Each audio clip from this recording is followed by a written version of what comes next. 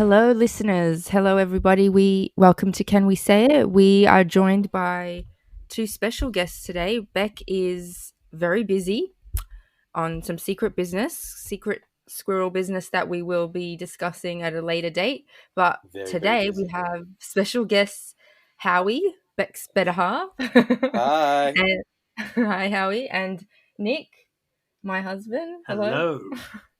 And we we want to start by saying that I guess the biggest news that was talked about in the last week to come out of America, or just here in general, that we really wanted to discuss was The Last Dance.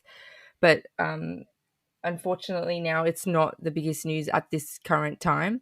So we just wanted to acknowledge like what is happening in the world right now. And Howie, you're in LA. Maybe you could give us an update, like what is happening over there with the riots and what has come out from this terrible thing to have happened to George Floyd.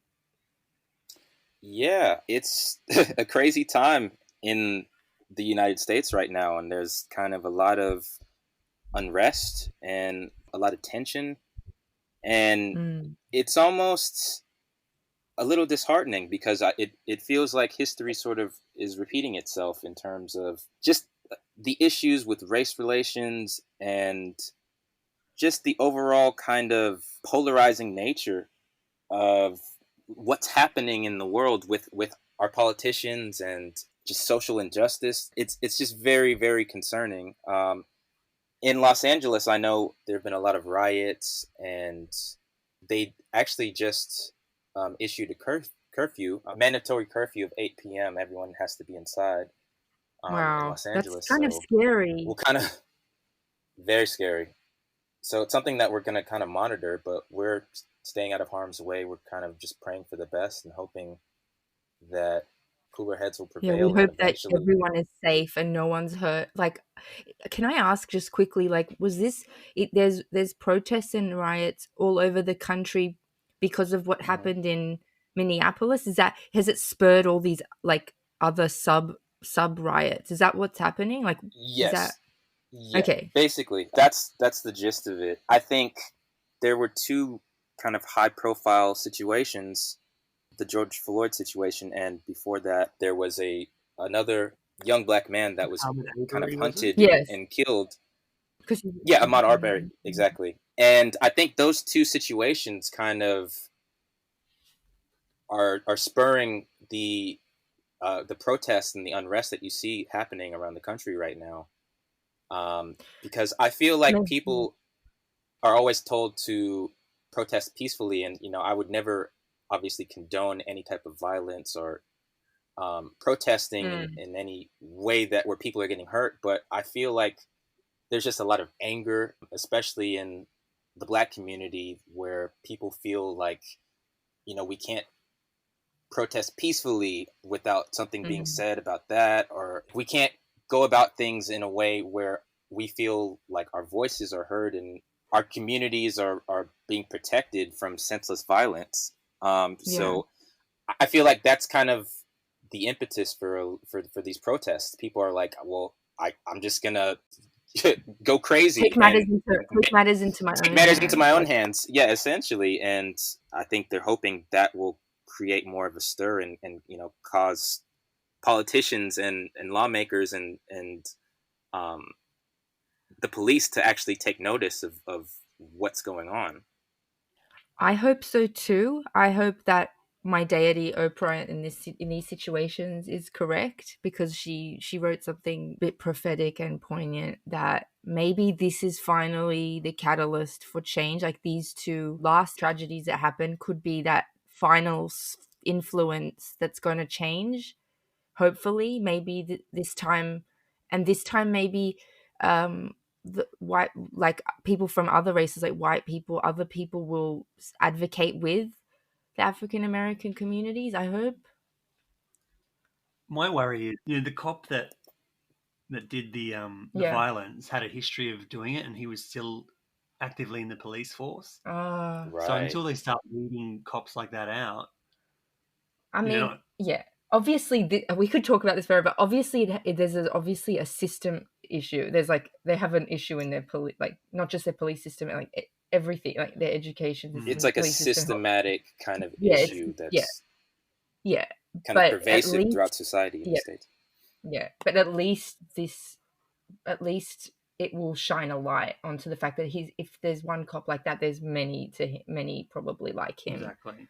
Yeah. I read something really profound that Will Smith said recently, and it was something to the mm, effect of racism isn't getting worse, it's just getting filmed.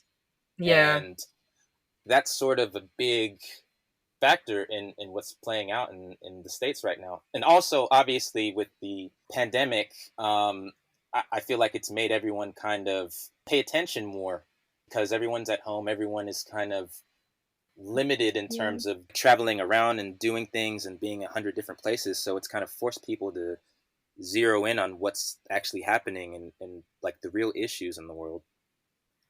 And the pandemic in general has really changed everybody, I feel. And Totally. maybe this is the change. And unfortunately, I've heard, I mean, it's cliche, but I've heard this said many times. Obviously, when a caterpillar has to become a butterfly, they have to go through an extreme pressure cooker torture in that cocoon. And Right. perhaps we're seeing now is like the waves of change is always some horrible precursor to that, like wars and pandemics and tragedies happen. I hope. I mean, I'm too idealistic in these cases, but I get I'm what just you mean, hoping. though. Yeah, you get. Yeah, yeah. I'm just hopeful that people are waking up to the fact that this is just not. You can't go on like we can't go on like this as a society.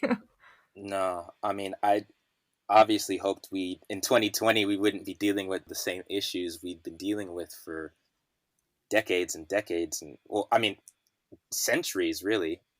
Yeah, Hmm. But hundreds of years. I mean, I kind of align with your view, Hannah. Like I'm hoping that I'm not being naive and that I can be optimistic that we'll one day get to the point where we're not dealing with these things and where, you know, eventually we can have difficult conversations or these events Mm. actually lead to tangible changes in society that kind of stop these type of things from happening.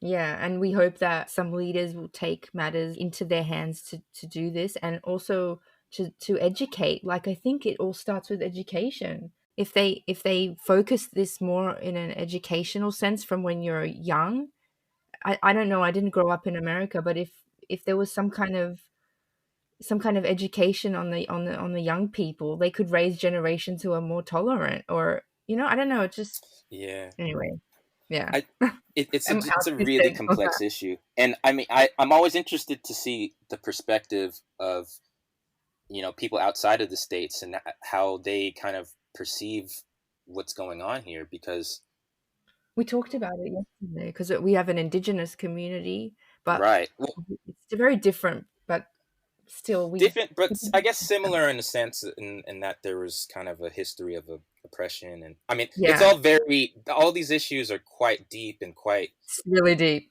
We're not, and yeah, we don't complicated. want to get too political, but we wanted to acknowledge what was happening because it's very relevant, and you're in the thick of it in a way. You and Beck and Mackay. Yeah, We absolutely. just we want to know that you're okay and your perspective on what's happening. Yeah, I mean I just it's just very upsetting kind of seeing this all play out, and I just hope people realize that this isn't just like a black issue, it's a everybody issue. It's everybody. It's and everybody. Yeah. and I guess the sooner we can get to a point where we're more empathic just with each other as Mm. human beings, then I feel like we'll get to a place where we aren't dealing with these things as much. Yes, good. Well said. Well said. I think we'll pivot on that point. But I just wanted to ask you as well before, are your folks okay? You spoke to them because I know that they're not in the Yeah. same city, but they're cool. Like they're okay. Is there any trouble in their No, in their my area? parents are good. They're in Okay, good. Atlanta, which is in the South. They live in Georgia. So there are also protests happening all around the country, including in Georgia. Right. and California. So, they're But trying their they're best okay. to, kind of stay away from, stay out of harm's way, really, and just sort of obviously be supportive from a distance, Mhm. but, um, you know, it, it's just a tricky Yeah. situation. Like, I feel like Yeah. everyone is just sort of I kind of actually glued to their I would like TV. yeah. I think it would be awesome idea if, like, once the rioting, like, the heat of the riots like, subside a little bit, I think it would be awesome for people to actually protest with with those people, like, with others, like, but in a like, remember when the remember there was that women's protest, when I think it was after Trump got elected, there was like hundreds of thousands of women protesting in Washington, like something like Right. that, like a movement, like a that would be cool. Yeah, I mean, I just hope that the violence doesn't kind of become Overshadow. perpetuated and just, overshadow kind of the fact that everyone wants peace at the end of the day. And I feel like people are just Yeah. very upset and on edge and angry and feel like their voices aren't being heard and their perspectives aren't being considered. And there's just a lot of fear in our country right now. And, Mm. and I feel like having difficult conversations with people of different races can sort of lead to healing and sort of lead to a deeper understanding. So that's kind of my hope for where things go in the future.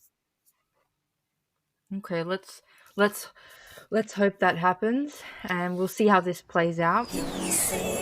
On a lighter note, going to pivot slightly to The Last Dance, because we loved watching it, all of us, Beck too. It was Oh my riveting, goodness. Was it not and we like just wanted kind to, of we reliving still want to childhood? talk about it. Yes. There's a lot to unpack. So much to So unpack. much to unpack. We want to start with, I think one of the big themes that came out was Jordan himself. I think we could start there, because he's such a huge personality and playmaker, and just all round amazing human being. I think we should start with his athleticism, and what were your thoughts on how they portrayed him, or how he was portrayed? Oh man. Well, for me, I'll start off. I found him very charismatic. The way he spoke, the way he handled the media, always lighthearted. But I think deep down there was some hidden pain that he didn't expose to the world too often, and I think the documentary really exposed Hmm. it, particularly around his father's death. Yeah. That really Yeah. resonated with me. I was surprised by a few things. His gambling addiction, I if you want to call it an addiction. don't know. Even Yeah, Right. though he said, I've got the money and he all that likes a kind of stuff, flutter. He likes the I It flutter. think it wasn't was mainly really an because addiction. he had to win. He had to win. Had to win at everything. He had a winning problem. Yeah. He had a winning addiction, which Yeah. is pretty insane when you get to his level and you have to gamble with your security guards just because you want to take their money. Like, Fucking coins. that's pretty extreme. Yeah. I couldn't figure out if that was boredom, or he was just No. actually really in there, like he wanted to win that. Because No, it seemed like they I were think he was sitting in that just room for a while, you know? right. I mean, the way I perceived it was I think he was just one of those guys that's hyper competitive. Like, Yeah. Yeah. if he saw you like just playing any kind of game, I feel like he has the personality type to where he's like, I got to figure out how to learn how to play that Yeah. game and beat you Mm. just Yeah. because And yeah, and not just sometimes beat you, but beat you well. and Like tell you really. about it. Tell you about it. Yeah. And But it spanned beyond that even. He would create situations in his mind, or he would use the sort of indignation. Motivation. Yeah, he would use that as motivation, like, oh, okay, Malone, you want to make him MVP? Okay, that's cool. I'll show you guys. Yeah, I'll show Yeah. you guys. Right. It's it's almost for a lack of a better term, it's almost like sociopathic. Like he Yep. got to Is it? this. I respect Well, it.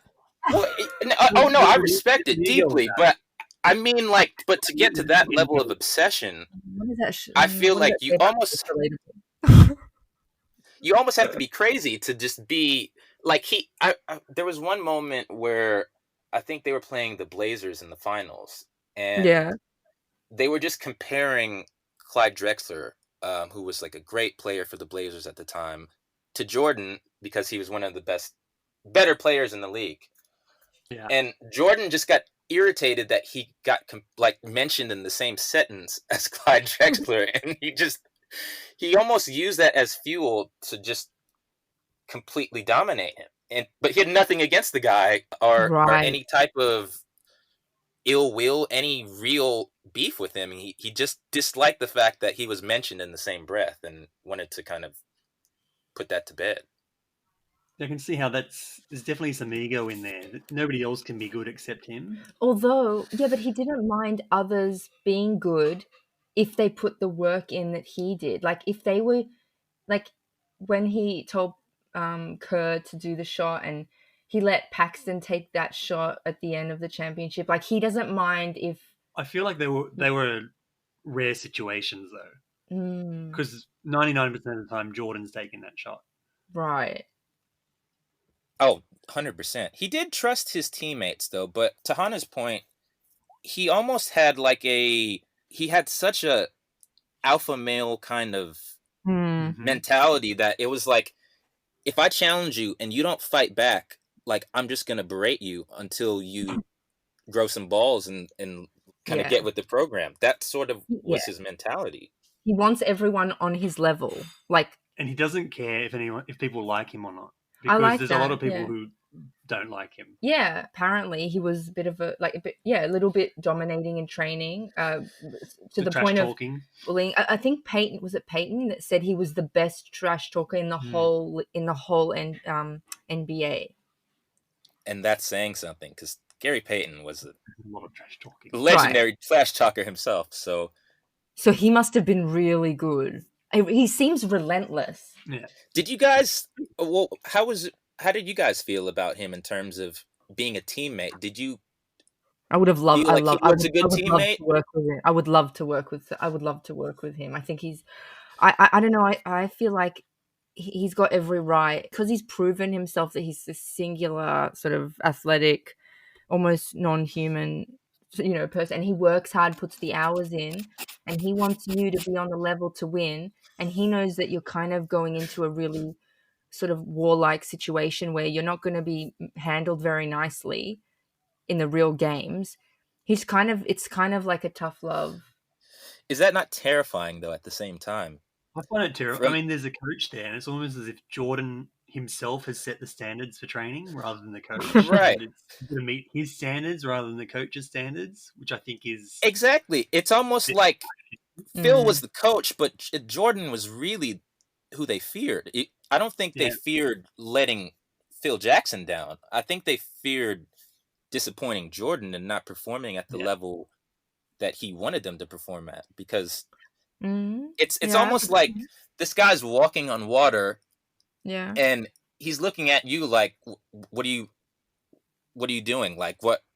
Come on, follow me. And it's like, you're going to drown if you try and do what he does, but Exactly. you almost have to try to not really feel his wrath. And it's a very strange. Thing, if they had missed those shots, what would Jordan do to them? Crucify them in Exactly. training, I imagine. Well, They never get the ball again. yeah. Well, That's right. They'd never get another chance. Kerr was saying that he wasn't playing very well in some of those finals, and he wasn't delivering. And Michael did give him that shot, but it did show Michael missed too. Jordan missed too. But did he give him the shot, or are you saying Jackson had nothing to do with giving Kerr the ball for the shot? They made out that it was just Jordan's decision. I don't know if that's necessary. I think that was Jordan's backup plan. Like, I don't know. Oftentimes you have a plan, or like you might break the huddle with an idea of what you might do, but then certain things happen in the heat of the moment, and you kind of have to make a split-second choice of, am I going to take this shot even though there's 3 guys defending me, or am I going to pass to Steve Kerr? yeah, he said be ready. If they're on me, like and I can't get them off, be ready Because because it doesn't sound exactly like the sort of challenge Jordan would enjoy. Yeah, I have 3 people on me. I'll still win it. Sounds exactly like something he would like. yeah, but he's also Yeah. he was a winner. He will do anything at all costs to win. That's the thing. He will pass to Kerr to win. It's like the final moment. Occasionally, can we just emphasize occasionally someone else will get the shot? It's interesting that you brought up, Kerr and Paxson, because watching the documentary, it's almost as if Kerr he kind of saw Paxson's role on the team, and he's Yeah. like, you know what? I'm going to iron out the same niche for myself. Exactly. And sort of like, that's going to be the role I play when the Mm. time comes. Like, I'm just going to be the dude that makes timely threes, makes timely assists, defends, just does whatever I need to do to not slow down the Jordan show. And Phil Jackson was a very intelligent, very seemed like a very kind person who, like, very good coach, very motivating. Had this. He understood his players, especially around Rodman. Yeah. Rodman Oh, being a bit yeah. of a loser. Oh, He let him off the leash a few times because he needed it. got the best out of him. Got the Oh, best out yeah. of him. How And many maybe that's coaches what would he be did like with that? Jordan. He let Jordan be. He A let bit of a bully. Yeah, but he knew that he would thrive. Phil Jackson is like one of these guys who's just, it's almost like unbelievable just looking at his career, because it's like you got to coach Jordan and Kobe in the prime of their careers, Wow. and one as a player himself. So Yeah. I can't even remember how many championships he's been a part of. Wow. Oh, you were saying, Nick, how there's some parallels with other superstars about Jordan? Yeah. What came to mind for me, you probably won't relate to this, Howie, but if you've ever watched cricket, which I doubt, but in Australia, we talk about Sir Donald Bradman a lot in cricket.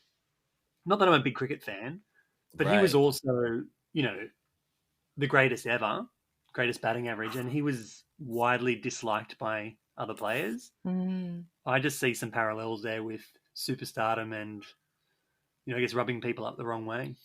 Right. Did you, in Jordan terms of Rugg. parallels, did you kind of noticed like a bit of a tall poppy vibe when he started Yeah, winning, possibly. Yeah, for sure. and This kind is of way was at before his my peak? time, by the way. Yeah. Way before my time. But still, no one's broken his batting average. And, That's right. And I'm sure Jordan still holds certain records. I don't know, though. I'm not a stats. I don't have the Well, stats on that. the one big one is being undefeated in the finals. Like he Yeah. lost, but as soon as he got to the level where he was winning championships, it's almost like, oh, it's a wrap. Like, nope, we're not beating that team. And I feel gutted at the end. I mean, I don't, that they didn't let Jordan play another. He didn't have another go at it, and he seems gutted by it. He said, "I can't." It still haunts him. It is easy to say now in hindsight, but they may not have won that last championship. But at least tried. But you know what else? Even if they tried and they didn't win, they could have rolled over to a new team, not completely, but kept some of the greats to pass on wise words of championship wins. You know how Peyton was saying it's in their DNA, like their championship teams in their DNA. They could have passed some of that to younger Bulls or new Bulls coming on, so that the Bulls might have stood a chance to win, because they never won any. They were hopeless after, never won anything. Well, I mean, I in a way, I feel like that was almost the most perplexing part of the documentary. Just the role of the GM and the owner, like not kind of meshing with, well, at least the GM not meshing with Phil Jackson. I thought that was just so bizarre. Because it seemed like, if a guy wins 5 championships for me, whether I hate his guts or not, like I'm gonna give credit where credit's due, and just kind of, agree to disagree in terms of our personal relationship. But if it's benefiting the team in that way, like I'm not gonna tell you that I'm firing you no matter what, even if you go undefeated, like after you win your 5th championship. That's just crazy. Yeah, that's what Jordan was saying. His assumption was right. He's like, Phil could have gone 82-0. They wouldn't have. they're not going to keep him. They just wanted someone else. Well, Maybe he But was too that's expensive. how the whole really documentary kicked off. Like he literally told Phil to his face, like, I don't care if you go 82-0. You're gone after the season. Like he pretty much said Crazy. it verbatim. So I mean, and That's I think he's passed away, so it's not like we can kind of find out why the relationship Really? was so. Yeah, the GM, Jerry Krause, he's not alive. Right. I forget Yeah. how he died exactly, but Right. He passed. Yeah. Okay. And yeah, but even Pippen gave him a bit of credit at the end, saying he was the best GM. He did. Well, he was ruthless too, He wasn't was he? very oh, ruthless. him and Jordan were both just jerks to Yeah. them. Like they basically just made fun of him to his face. Yeah. And you can see it throughout the documentary. It was such a strange dynamic. Very strange. Well, speaking of Pippen, we need to talk about him because he's also one of the greats in our opinion. I remember watching him when I was in the 90s. I think I was in late primary school or what do you call it, middle school or early high school, and Pippen was just the greatest. And I really love his story as well, but Right. I feel like it's so unfair how it was almost like he was being screwed over constantly in terms of being paid what he deserved. He was horribly underpaid throughout his time with the Bulls. And he was probably one of the most underrated players in NBA history. Like he did so much for the Bulls. I remember they kind of had like this kind of rolling statistic of all the things he did. It was like he was second in rebounds and Yeah. in assists, and was sixth in salary on the team at the time, which is pretty wild considering he was probably the second most valuable player on the team and could have been a star on any other team. Yes. But he just happened to be on this team with the biggest star ever. So Do anyone's you going to be think overshadowed in that situation. do you guys think that he was so loyal that he wouldn't, because he could have, like you said, Howie, do you reckon he could have cut himself a deal and gone, I'm just going to go be a star on another team, get paid what I need? But do you think he was just too loyal to Michael and Jackson and that he wouldn't Yeah, leave? I mean, I my sense is that he enjoyed playing with Jordan. Yeah. Like he was They were he good was one of mates. the Maybe they were mates. Jordan had so much respect for him. I think I remember him saying when people talk Michael Jordan, they should talk Scottie Pippen as well. Like Mm, he was one of the rare guys who could stand up to him and didn't back down when he was challenged yeah. and sort of rose to the occasion and sort of was his the Robin to his Batman.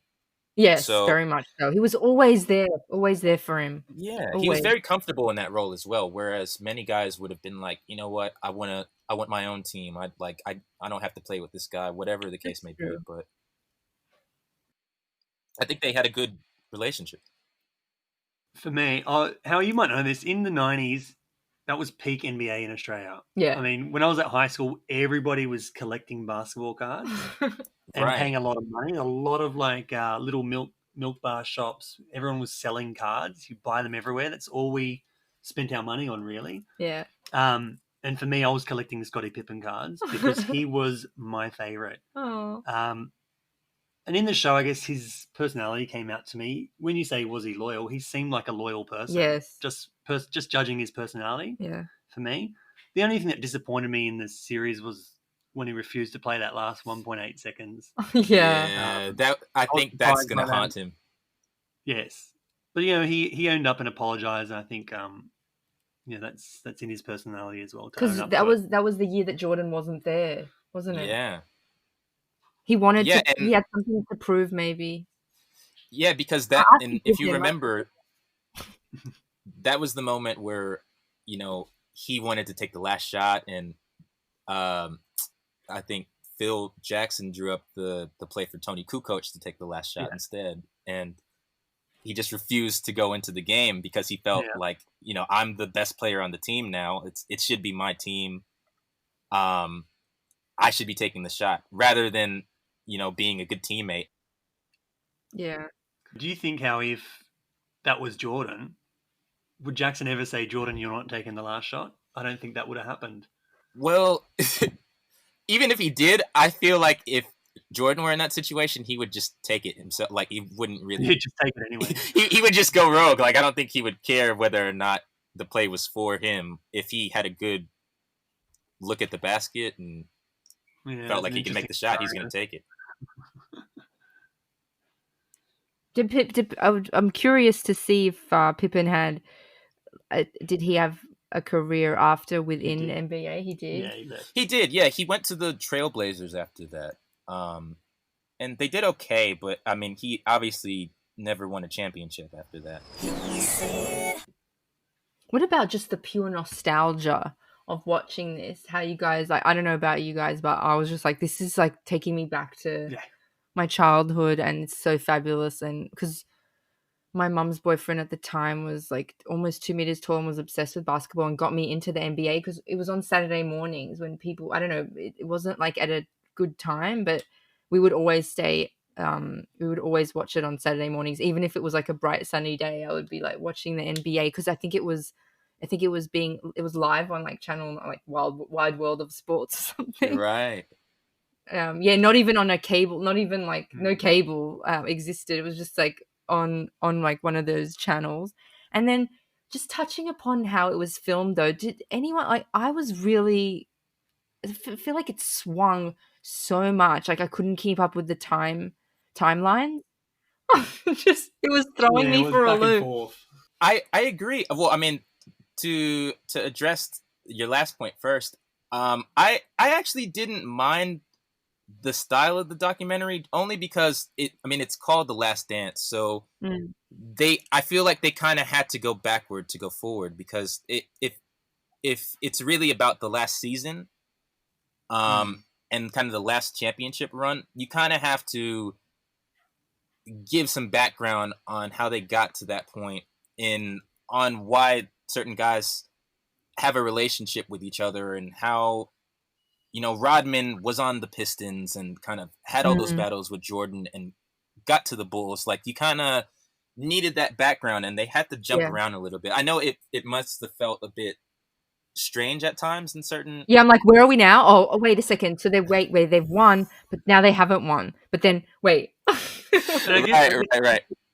Because we know the story. The documentary is not just for people who know the story. There's other people who might not have known anything about basketball. Because we all know the last every final series. I'm like, I kept saying to Hannah, "Oh, come on, we know how this ends." We know the right, exactly. That was really one of the hilarious things about watching this. Like, you would go online and you would see people like, "No spoilers, no spoilers." Like, I don't want to find out what happens, and it's like, well, guys, like this happened in the '90s. Like, we kind of know how this played out. I was all excited, like I'm like, right, I'm going back. I'm gonna get into NBA again. I'm gonna go watch it. And I went into YouTube to try and like download some or like watch some games. And I don't know why, but I what's that really? Oh, what's his name? Not LeBron, because apparently people made references of LeBron to Michael Jordan. Apparently, maybe I'm not sure.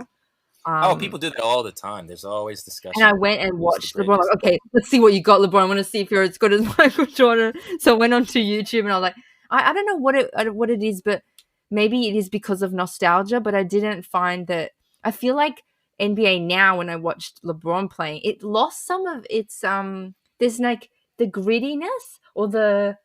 Totally. I don't know. There's like there's some magic or roughness around the edges, even like in the Larry Bird, Magic Johnson days, because I still remember them too. I watched Larry Bird at the end of his career. There was something. It doesn't. It's very clean and like very calculated, very meticulous. It's kind of like rugby league now, as opposed to watching it back in the old days. Like there was some. Maybe it's because they kind of tumbled a bit. I don't know if that's it. No, I think you kind of hit the nail on the head.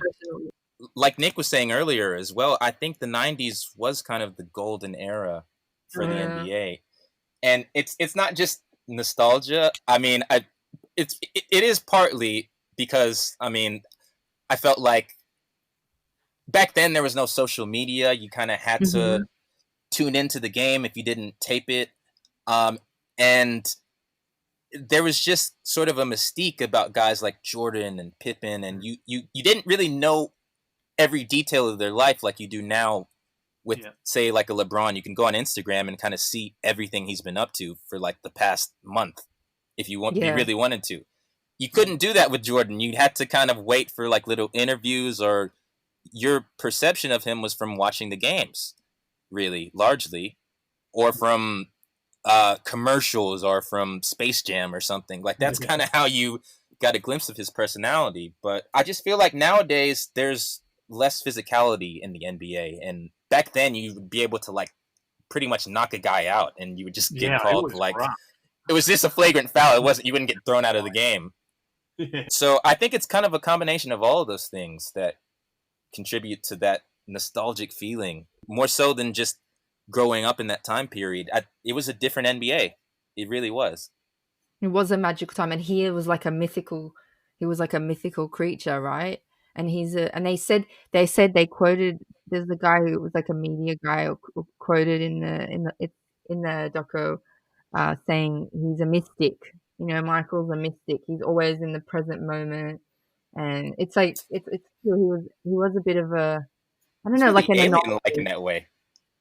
Yeah, and he yeah, like he took every slight everything as a personal indignation. Speaking of that, this wasn't in the documentary, but I read it in the papers in Australia.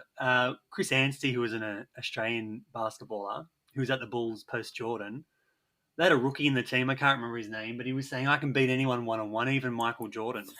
Right. Enough, the word got back to Jordan, and he turned up at training with the ball and said, I heard you've been talking about me and you can beat me one-on-one, and then just roasted him in a game of one-on-one. That was even in retirement.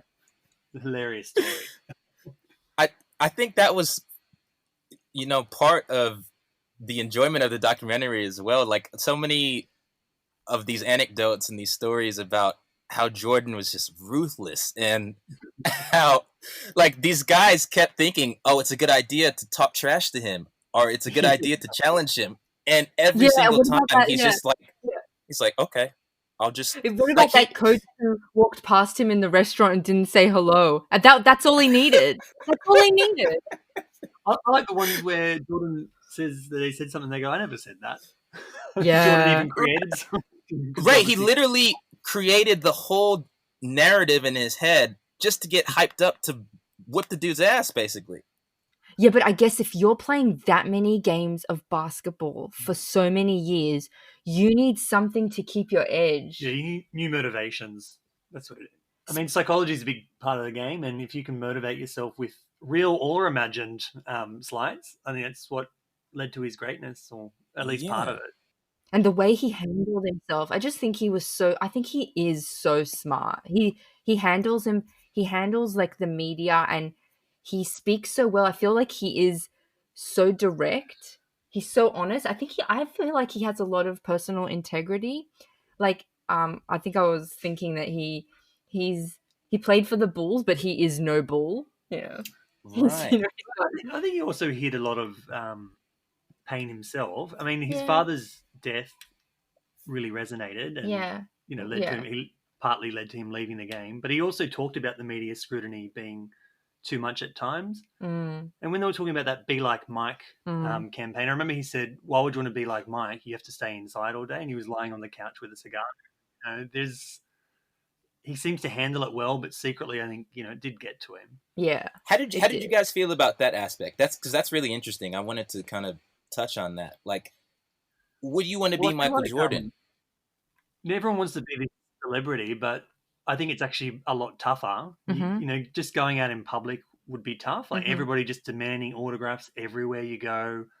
The media, waiting outside the doors after the game. You can't even, get to your car. I think that'd be a tough life, actually. It's not like basketballers are very inconspicuous as it is. So, Right. like, you couldn't even, like, put on a disguise because... right. Too tall. Too tall. Imagine that existence, though. Like, you have to... Like, the game itself is that intense, and the preparation is that intense. Just, with your teammates and playing in these games against some of the best competition in the world, then you immediately have to shut that off and be in media mode and kind of present yourself in the most polished way and kind of be as careful as he possibly can. Meanwhile, being a role model for kids and kind of being like Mike. Mm. And then, And yeah, like, go there's on. just media following you every single day of your life, but like the most intense media presence that you can imagine every single day. It's just like, it's like being in a pressure cooker. What I felt was missing from the documentary, there wasn't much about his family life. So I know he was married, had children. The children were not in it much at all, Mm-hmm. and there's no. I think the marriage broke down in the end, but Yeah. very little mention of that in the documentary, and whether it was that lifestyle was related to the relationship breakdown, because that's another aspect to deal with. They got to do the media, Yeah. the game, and then you got a family as well. It'd be tough. I think it just shows I think he has incredible mental and physical stamina. He's I mean, He doesn't get beaten down. it's incredible. Yeah, he's got a lot of internal strength, and he seemed to be able to compartmentalize those things. Like there was glimpses of it where he was sobbing on the floor after the championship when his father was gone. Obviously, that one played a huge point, but he did admit himself he's a very positive person. He tries to always look to some kind of optimism through these situations. And I don't think he let his personal life into his game at all. Like he separated Yeah. professional and personal. Speaking of the positivity, I did notice when they were showing the interviews with other people, and he'd sort of, and they'd give him the tablet to watch the video, and he sort of scoffed out of it like that can't possibly be true. Right. I thought, are you just denying that it could be true, or you just don't want it to be true? I don't know. Obviously, you could tell he was a very opinionated guy and a very Yeah. well. I feel like we probably didn't get that before seeing this documentary, just how opinionated he was. You obviously knew about how talented he was and his work ethic and his persona as a basketball player, but I don't feel like many people knew what Jordan the person is like. And we've seen little I tried glimpses to now. find him on Instagram. He's not there. No. Speaking of, right. I think you're right, Howie, that he's very opinionated, but not to the. But he never got political. Yeah. Which No. is surprising because he had the ability to, because he had such a big cultural influence, and maybe not be a politician, but back the black politician. I can't remember who his name at the time. Oh yeah, but how he just refused to Right. be involved with it, and I thought, I that can- was a missed opportunity, maybe. maybe. That Yeah, maybe. But still, you can understand. Like, it's like actors talking about politics. You're kind of like, okay, right, I get it, but like, I don't know. And maybe he you didn't know want to be. what? He wanted to be known for the sport, not the politics. That's a really interesting point because Jordan has been criticized quite a bit for not being as political as he should have been Mm-hmm. by I mean in the eyes of a lot of people, whereas like a guy like LeBron James is quite outspoken when it comes to a lot of different political issues and social unrest and things of that nature. Jordan is quite protective of his brand, Yeah. more so than a lot of other Yeah. athletes. But I mean, if you got to think like, I don't even know what his net worth is. I'm sure it's Oh, I checked. probably It's like in the he's billions. a billionaire. He's a billionaire. I did actually hear. I don't know if it's true. He's made more money from the Air Jordan brand than he did as a player. I have heard that. Oh yeah, I mean, I can't think of any other athlete who has made more money off of shoes than Jordan. Agreed. I tried. have to point out and I'm like, yes, Jordan. He preferred Adidas. He wanted it to be Adidas, but they went with Nike because they were like this up and coming brand. I couldn't believe it. I was like, Wasn't that God, fascinating? Adidas. Right. Yeah, that was interesting. Yeah, I think after Oprah Winfrey, he's the second rich, and she's a billionaire. He's a billionaire. I think he's the second richest African American after Oprah Winfrey. Right. Incredible. Yeah, I mean, he's you kind of look at him after this documentary and you're like, it kind of only adds to his legend and to the mystique about him. The fact that he did have to like get out of the game because they broke down the team and the coach. The fact that he went to baseball, and I think we need to touch upon this, that he went to baseball and was starting to get really good at it. And what would have happened if he continued? I was just wondering the point of the documentary. How you mentioned it was all about the last season. But was it about the Bulls? Was it about Jordan? Or was it about just that last season? It was I about feel Jordan. like it was well, I mean, Jordan is going to be the focal point because he's Jordan, but I feel like it was sort of about the team. I mean, there was a Dennis Rodman episode. Yeah, because they had the little profiles on Rodman and Pippen and Kerr, which Kerr's was quite sad actually with what happened to his Very father. sad. And they had so much in common. Yeah, I thought they would have been closely bonded by that, but it didn't seem. It's very clear that the team dynamic they respected each other and they played with each other, but they were not friends. Yeah, I think Jordan kind of had a wall up as well with a lot of guys on the team. Yes. Where if you didn't kind of prove yourself, that I don't even know that you had a professional relationship where you could kind of be buddy on the court with him, or even kind of casually friendly with him on the court. It's like if you didn't get to a level where he could trust you, it's like don't even look at me. I'm focused on winning, and if you're not a part of that, then like I don't want to hear from you. That makes sense. I mean, they play 82 games together in the season. That's a lot of time together. So maybe getting away from each other is a good thing. He might gamble with you and steal your money, but I don't know if he's going to talk to you about, his dad being murdered. I feel like he would really have to trust you. I don't even know if he would have this conversation like that with someone like Scotty. Yeah, I don't think so either. It seemed that in their confessionals, they all had little personal anecdotes and experiences. Like they did have some kind of relationship, but not. It was team related. It wasn't deep, very deep. Scotty didn't seem like a big chatter himself either. No, he's quite reserved. He seems very reserved.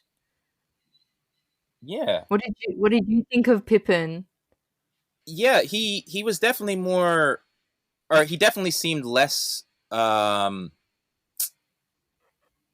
wouldn't say vocal because he was definitely had opinions on things, and I don't know. He's different to Michael. They both kind of had their approach to the game and kind of how they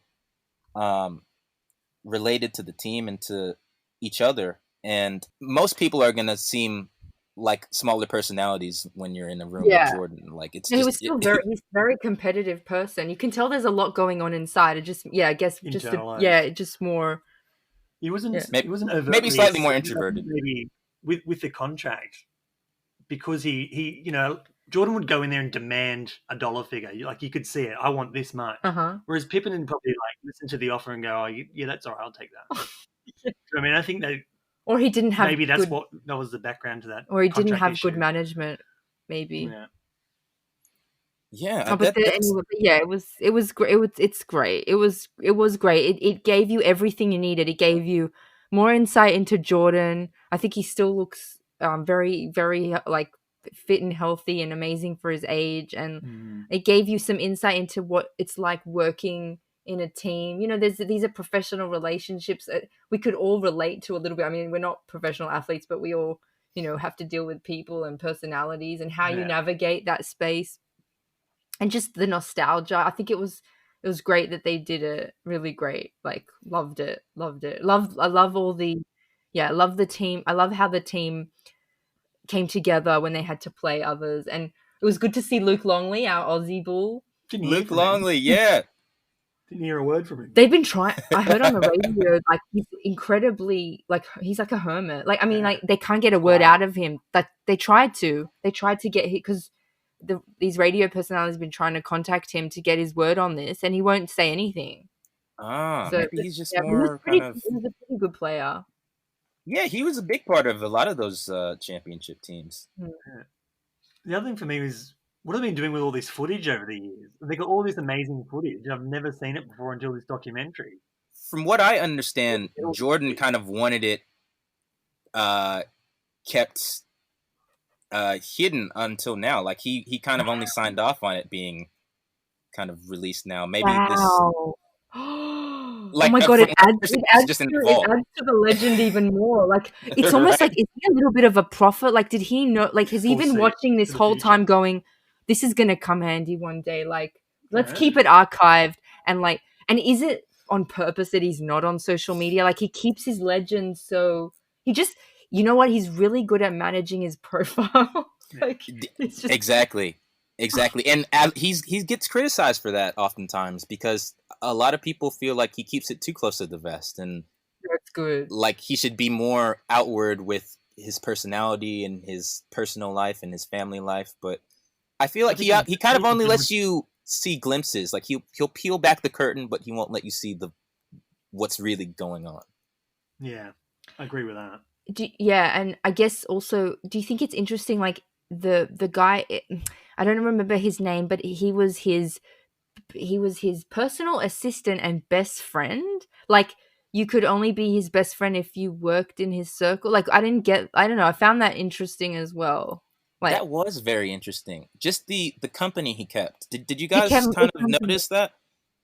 yeah, he related to the guys, the security guys. He wanted to keep older men like his father around to Yeah, give him he kind of advice. liked having like that older paternal presence in his life rather than being around guys that were sort of his own age and his contemporaries. It seemed like, which is Yeah. quite interesting. Hmm. Well, I think we've run the gauntlet on that. I think we've really we've covered a lot of ground. Haha, no pun intended. Is that what they say in basketball?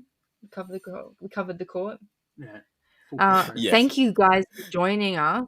It's a great episode, and we hope you know, if you've watched it, and you hope you get some insights and cool perspectives from this. And if you haven't, I would definitely recommend. It's on Netflix, The Last Dance.